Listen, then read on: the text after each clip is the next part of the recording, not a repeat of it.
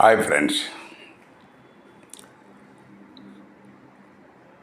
కేంద్ర రాష్ట్ర ప్రభుత్వాలు మనకు కేంద్ర ప్రభుత్వంలో లక్షల కొద్దీ ఖాళీలు ఉన్నాయి డిఫరెంట్ డిపార్ట్మెంట్స్లో. అలాగే డిఫరెంట్ రాష్ట్ర ప్రభుత్వాల్లో కూడా బోల్డ్ అన్ని టీచరు తర్వాత ఇతర ఉద్యోగ ఖాళీలు ఉన్నాయి. కానీ వాటిని నింపే నాదుడే లేడు. అవి సంవత్సరాల తరబడి బ్యాక్లాగ్లో ఉంటున్నాయి.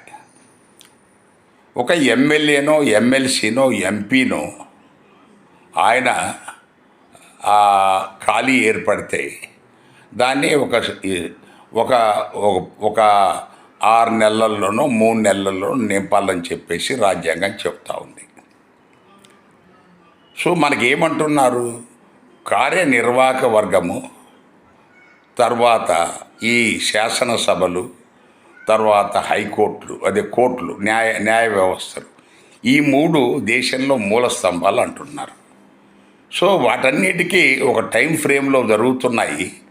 ఈ ఎడితిరిగి ఉద్యోగస్తుల విషయంలో ఎవరైతే ఎన్నుకోబడుతున్నారో ఈ ప్రజాప్రతినిధులతో ఏర్పడిన ప్రభుత్వాలు సంవత్సరాల తరబడి వాటి గురించి పట్టించుకోవటం లేదు.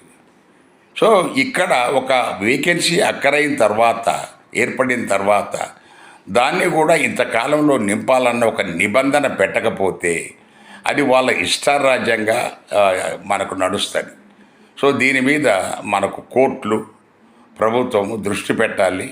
ఈ ఉద్యోగ సంఘాలు దీని గురించి మనకు అవసరమైతే ఒక బిల్లు సుప్రీంకోర్టులో దాఖలు చేస్తే బాగుంటుందనేది ఈ వీడియో ఉద్దేశం. Thank you.